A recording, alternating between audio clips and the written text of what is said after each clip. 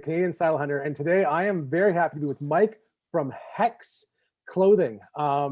Mike, your stuff is really cool. We're going to get into that shortly. Will you tell us a little bit about who you are and what all this Hecs stuff is about?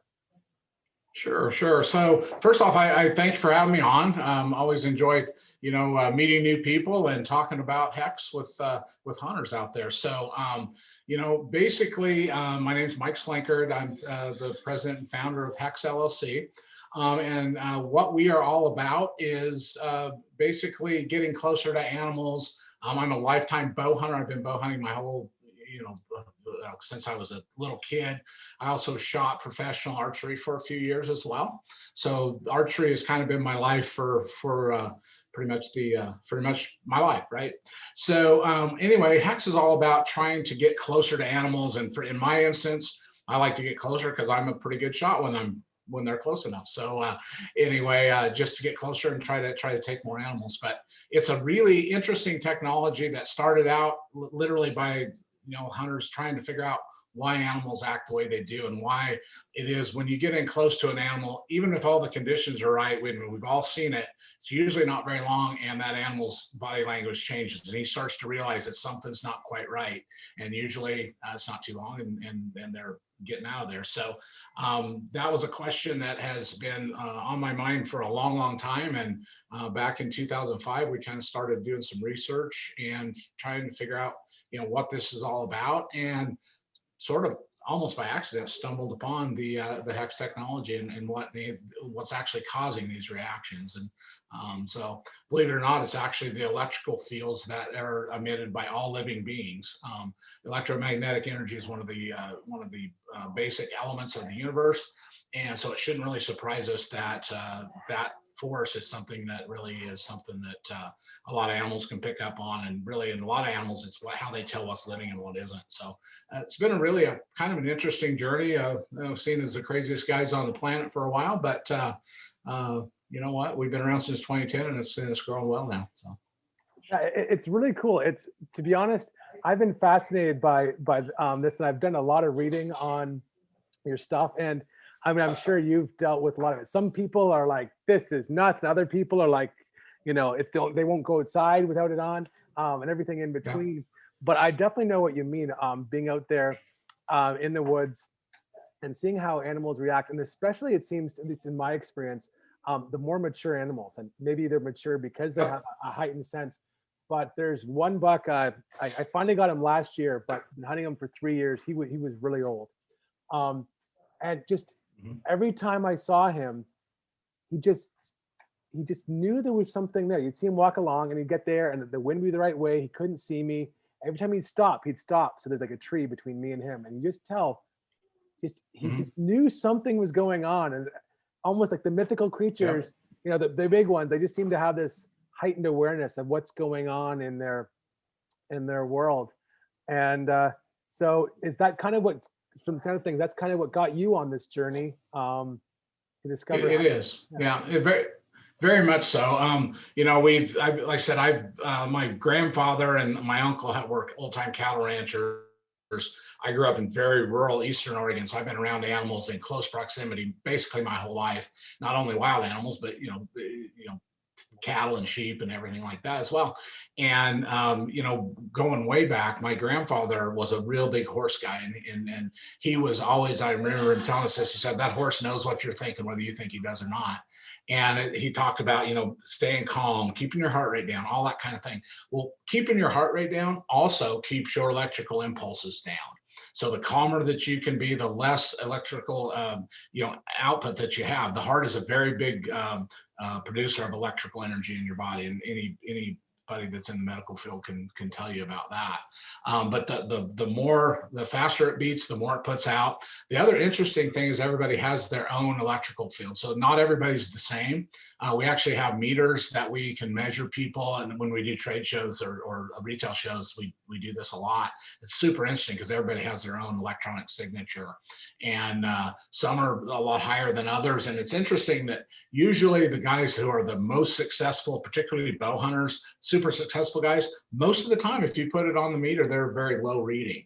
They still have it, and certainly blocking it would help, but they're very low reading. The guys that have trouble all the time, almost invariably are the guys that have a very high natural reading, no matter where their heart rate is. So it's pretty interesting actually to just see the differences in everybody and correlate it to their own hunting experiences. It's pretty interesting to do.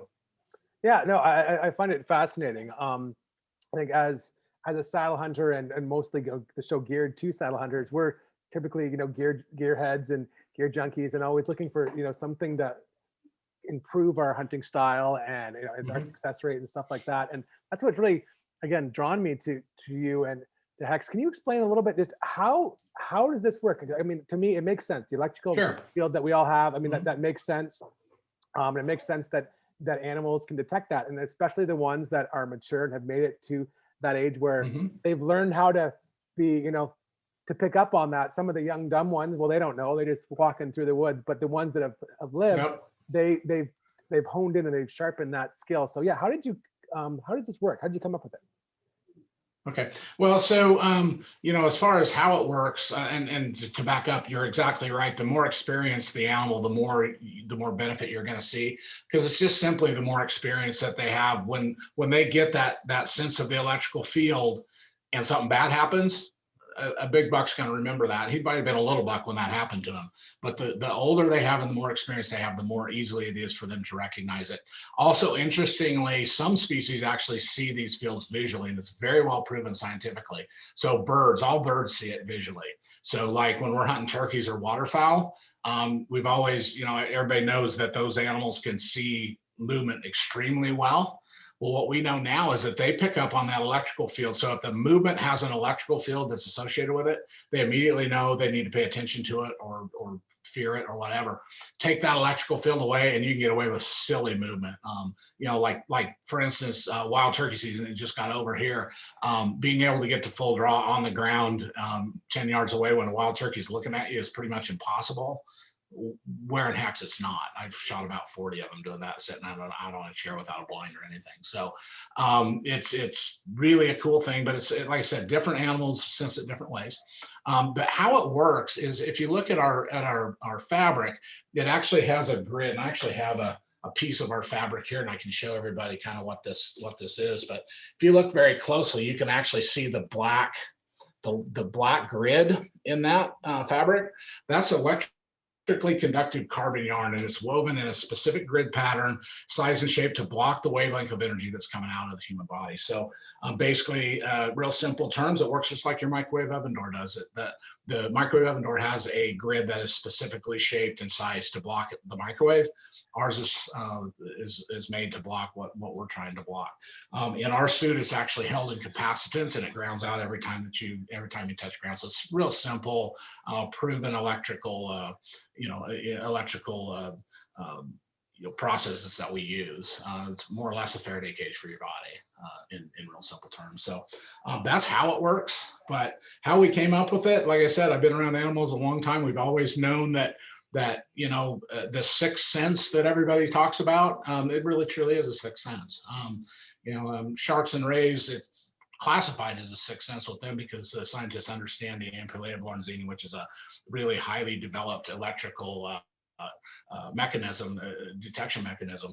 But we're finding that almost all animals use this to some degree.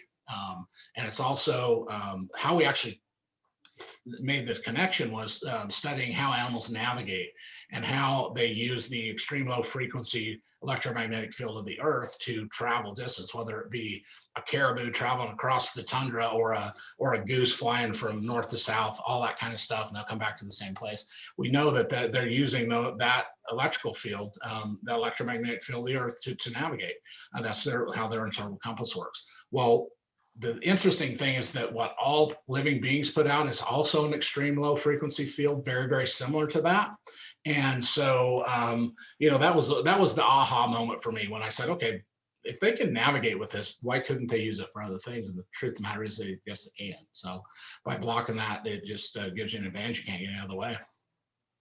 Yeah, no, that makes sense. And to me, the size of the grid and how making the grid specific to that frequency, that makes a lot of sense as well. Because if you have, Sure. I've had been doing some reading, and one of my questions is like, how does this compare? How does Hex compare to, for instance, like Ascent Lock, which it also has carbon in it? Mhm. What, I guess I'll ask that question first. What's the difference between what Hex is and like Ascent Lock or other carbon involved fiber? Okay.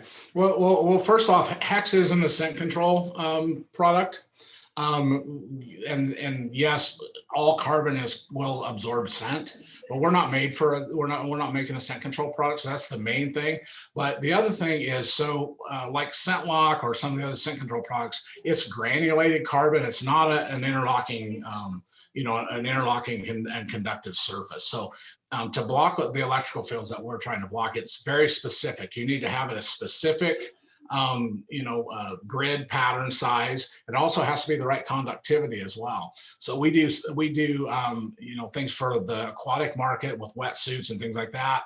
If you've ever watched Discovery Shark Week, you've seen our logo everywhere, I'm sure. But in that case, we actually have to reduce the size of the grid and increase the conductivity because we have to overcome the conductivity of seawater.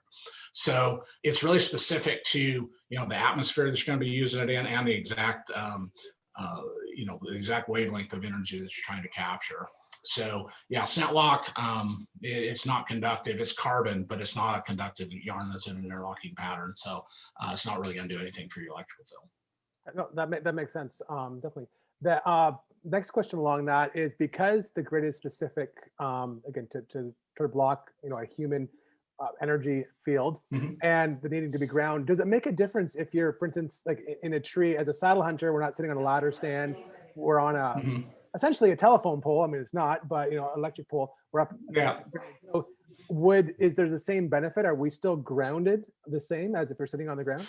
Yeah, so remember, it's an extreme low frequency field. So the suit itself has enough capacitance to hold literally hours of you could set up there 10 hours and it's not going to, fill that up. It's going to be held in capacitance. When you touch ground, it's going to ground out. You're not going to see an electrical spark or anything like that, because we're talking about completely different kind of energy. But it will hold in capacitance. The higher your natural emission is, the faster it will fill up. But I've hunted in tree stands a lot, and you'll be good for 10 or 12 hours without touching ground. You're going to be fine with that. So obviously, the more you touch ground, the cleaner your grid is. But yeah, it's not really a worry in most hunting situations, unless you're stay up there all night or something. So. Yeah, no, that makes sense. That makes sense. With that, have you found any with the different people having higher levels or lower levels? Have you found there any correlation between, maybe size, fitness level, age? Has that been any correlation, or it just almost seems random? Interestingly not, no. I've seen little kids with giant electrical fields, and the next one comes by and has a normal one. The one thing that I will say is that most people that have the giant over the top electrical fields usually have problems wearing electronics like watches or something like that. And they'll have the watches won't last any time, that kind of thing. Almost all of those people have the giant over the top electrical fields, and they're pretty rare actually. But no, interestingly enough, I've seen the most fit guys that have low, and I've seen the next guy who might be just as fit comes by and he has a different feel. It's just unique to every person. So that's very interesting. And then, so if someone like was like, I'm really interested in this technology and putting it to use, because like I said, I've been burned, and that the one deer, it was like 3 years, and he just knew, and I knew he knew, and he knew he knew, but there was nothing I could do. Windright, and putting this into perspective, how does do they just buy one of your the suits, or what's the best way? Different sizes. What's the best way to do it? Get into it. Sure. So we're a consumer direct brand, so we're not really offered in any stores. We made that choice several years ago. We've actually turned down every box store, and I know it sounds crazy to some people, but we felt like the benefit of a direct to consumer brand was going to be stronger, you know, in the big picture. So the best thing to do is go to hexllc.com, and actually there you'll see 4 different Hex entities. You'll want to go to Hex Hunting if you're a hunter. And then you'll bring up our product page and you'll be able to see the different options. Now we've got our basic Hex suit, which is the kind of our base one. It is a really extremely lightweight mesh. It can go under or over, so that's really important to remember. If you're you know, a guy that wants to, you know, cold or whatever, you're trying to put coats on, Hex will still work if it's under other gear. It doesn't have to be on the outside. However, it can be worn on the outside too, and we do offer it in our own, it's our own new proprietary, we call it Hex style camo. So if you do want to wear it on the outside. Then we also have a base layer that is a really high-end base layer. It does everything a great base layer is supposed to do. It keeps you a little warmer, wicks moisture, all that kind of thing, but it also has Hex in it too. So that's the current options. We have some new stuff that's going to be coming out. Actually, I think I can probably talk about this now. We're introducing a new hooded shirt that will be available June 1 on our website, which is brand new for us. It's an actual outerwear. It has an integrated head cover and the whole thing. So I think people really like that one too. And that's brand new. I think this is probably the first announcement on that. So you know, we had time here first, guys. Well. There you go. Yeah, for sure. So, but yeah, so basically it's real easy to use. You do want to cover the top, you know, your shirt, your pant, and a head cover. That's the basic Hex system. And that's what's going to allow you to see the difference. So we really are cognizant of making sure that people do wear all 3 pieces, because we want everybody to see the difference and have a good, you know, a good experience with it. We also offer gloves and socks. We have a couple different kind of head covers. We also offer ball caps, that kind of thing. But the basic Hex system is that 3 pieces of shirt, pant, and head cover. So that's the easy way to get it all. So. Right on. And then in Canada, one of the things of being Canadian, sometimes it's hard. It can be hard to get stuff. Do you also offer shipping to Canada? We do. Actually, we have a Canadian warehouse in Ontario. So, you know, the Canadian, you know, we've been on Wild TV quite a bit. And so our Canadian customer base is pretty big, but, you know, it was always very difficult shipping from the US. It's really expensive to get it up to you guys. Yeah. And so, yeah, we have our new Canadian warehouse now. So it's much less expensive, and it'll just come out of Ontario and direct to wherever you're at in Canada. So a lot easier than it has been in the past, for sure. I really appreciate that, because that's one of the things that we're trying to do here is make it easier for people to get their hands on stuff. And so I appreciate that Hex has that Canadian shipping center, because yeah, so you get nailed. Like I've bought something for, you know, $120 and paid $80 in duty and shipping, and it's like, oh yeah, no. It can be costly. Yeah. I mean, honestly, I put myself in a Canadian shoes, and I'd have a hard time buying our product too, just because of the shipping and the duties and all the time and everything else. So yeah, we just launched that this year, and it's went over very, very well, and it makes it affordable, and you know, you're not raking you over the coals for shipping and all that kind of thing like it did coming out of the States. So yeah, that's why we did it. Oh, I was great. I greatly appreciate it. And we were chatting a little bit beforehand. You just came back from a brown bear trip, hunting trip. Will you tell us a little bit about that? We'd love to hear about that. Well, as a bow hunter, that's a bucket lister.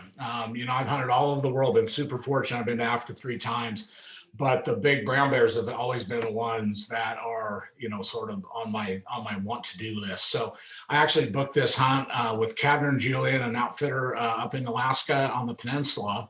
One of the kind of few that really do bow hunts and specialize in bow hunts. And that was a big thing for me, because I wasn't interested in doing a gun hunt. Nothing wrong with that. It's just not me. So yeah, I mean, we got lucky. We actually found a bear that was sound asleep on top of a dead sea lion. The sea lion had probably been there 2 weeks. I mean, it was nasty, but this bear's asleep on top of it. I actually thought my hunt might be over on the first day, but we actually made a stalk on him, and somehow or another the wind got us. And anyway, we popped up over, and all was there was a red fox instead of our big brown bear. So we ended up hunting him for 5 days. That particular bear, because he was a giant, he was in a good spot for bow hunting. And finally, on the 5th day, we slipped in there. I mean, right at first light, and came up over a little top, and he was right down there on the. As a matter of fact, he was getting ready to leave the sea line when we got there. And a 16-yard shot, put it through the boiler, and he went about 150 yards. And yeah, just a giant bear. He's gonna be right at 10 feet. He's hopefully he'll make Boone and Crockett. He's right there close to the minimum, 27 inches. So yeah, I mean, just a dream come true. It couldn't have been better. Plus, he's a really cool, super blonde, which is a little bit rare for the big old boars. Yeah. So yeah, no, it was a hunt of a lifetime for sure. Wow. What's it be like to be 16 yards away from, 1,000 pounds of killing machine with a bow? Well, for me, it was that's what you don't think about. For me, it's about concentrating on what you got to do, because it's all about where the arrow goes. And if you put the arrow in the right places, you're not going to have problems. And luckily for me, I was able to do that. It was a nice quarter away shot, 16 yards. I still shoot pretty good at 16 yards. So, yeah, it was, like I said, it couldn't have been any better. Plus, it's all on video. So for those of you that watch our TV show, Hunting with Hecs, you'll see that coming up. It'll probably be sometime about this time next year before we actually launch that episode. But we are always going to have some stuff on our YouTube page a little sooner than that too. So yeah, it was a cool deal. That's very cool. So what was your rig? Obviously, if you've obviously you're into your gear, because I mean you've come up with Hecs and you shot professionally. What do you shoot? What's your brown bear rig look like? Well, so when I shot professionally, I shot PSE for years. I have a great relationship. I know Pete personally, and so I obviously have my PSE. I had the new Mach 1 carbon. It was just set at 70 pounds. I actually had a shoulder issue that's been messing with me for the last couple of years. I had some surgery. One of them failed, and anyway, it's a really long story. But so 70 pounds is about all I could really shoot. I didn't really change my setup all that much from my elk setup. I was shooting a Victory arrow weighing about 455 grains, running a shuttle T broadhead, which I've shot forever. So I really actually didn't change my setup a whole bunch. I did, of course, I built my own strings. Another thing in my background that I didn't mention, I actually started Winner's Choice bowstrings back in the day too, and actually sold that to Elite Archery in 2012. So I have a little more history with that too. So I, of course, I did some custom string and cable options on it as well. Give me a little extra oomph there. But yeah, I mean, it was exactly the rig that I hunt elk and everything else with. Actually, I didn't change a whole lot. So. Wow, no, that sounds amazing. It's definitely a bucket list thing for me to do, is go up.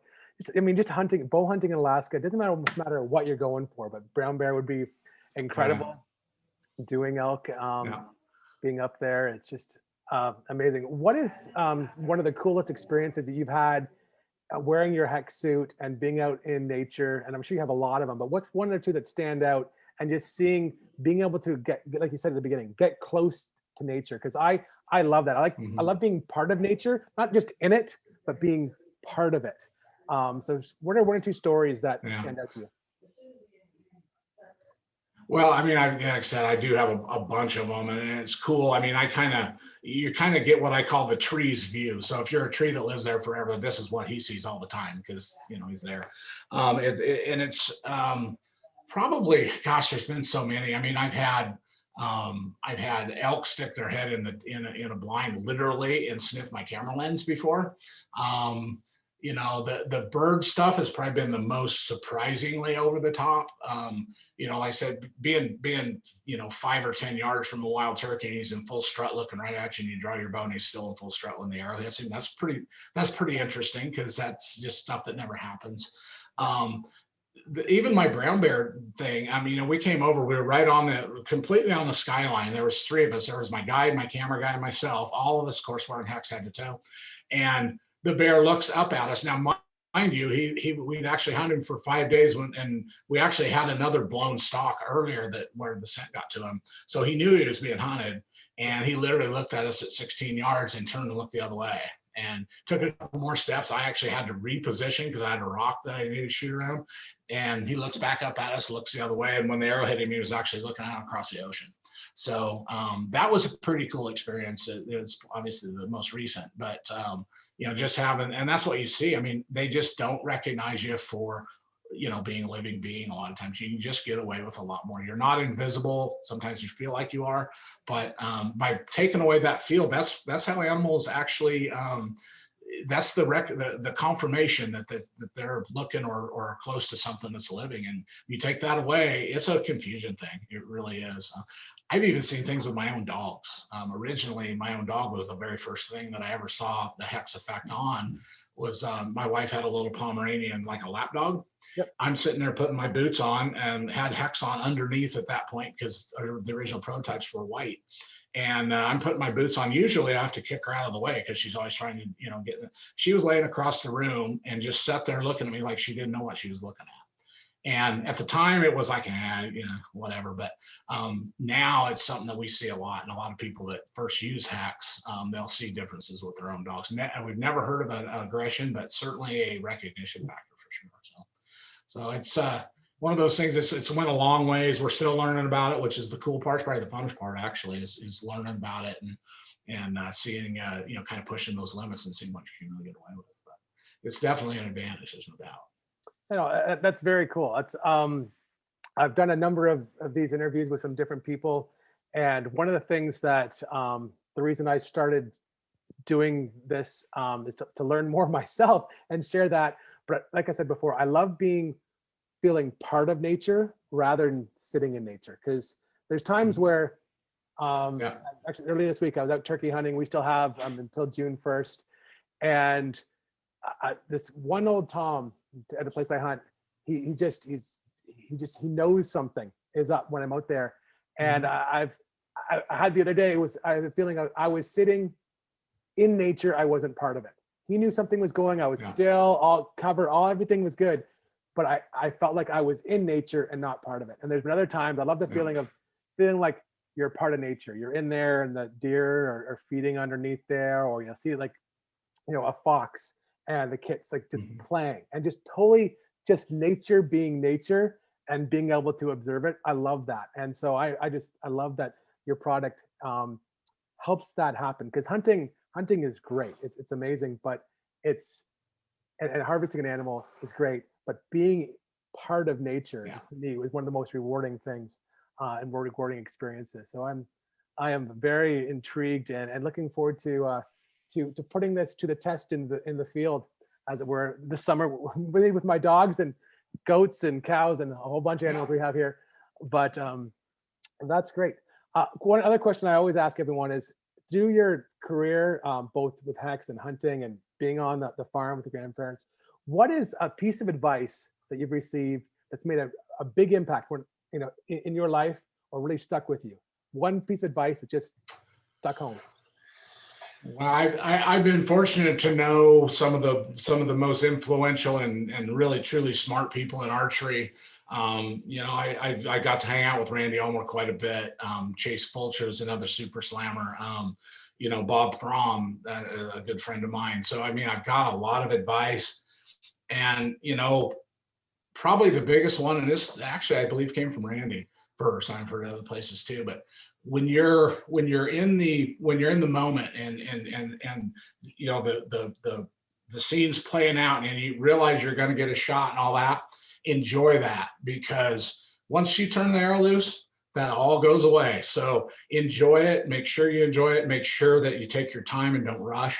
A lot of people rush. Like I said, I have learned to fully enjoy seeing that pin setting where I want it on the side of the animal, and I give it an extra second just to make sure it's right. And it's worked out well. I've taken a lot of animals, because of that. But honestly, that's probably the biggest advice that I've had, is just like I said, enjoy the moment, because when once that release fires or your fingers let go of that string, it all goes away then. So enjoy it while you got it. Excellent advice. I agree. I've never regretted going. Yeah. Many times. Just take that extra second. Yeah. The opposite I have done too much. Like, oh, there it is, and pull up the bow and off you go. And you're like, what did I do that for? But exactly, we've all done it. I mean, when I was younger, that used to be my MO, is man, see who could get an arrow in the air first. And a lot of mistakes happen when you do that. But the other thing is, like I said, you don't enjoy it as much. Let your memory absorb that, so because that's what's going to live on past the table fare and all that kind of thing. That memory of what that pin looked like and that arrow in flight and all that. That's the kind of stuff that you got to really absorb, because that's what we take away from it, really, in the long run. So. Yeah, no, excellent, excellent. One other thing question I had, I wanted to ask before we go here is, I have kids and, want to take them outdoors. Sizing wise, what's your sizing like for people who want to get stuff for themselves, maybe their partner or their kids? How does that work? Mm-hmm. Yeah, so in our basic, our what we call our mesh suit, or our basic Hex suit, we go all the way from 2 extra small all the way through 5XL.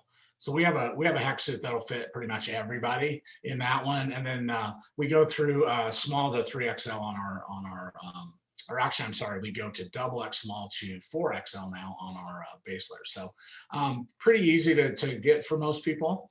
But like I said, the basic Hex system, pretty easy to wear. It's real loose fitting. It's not anything that's going to bind you up. And like I said, we try to make it available for just about everybody, so even kids.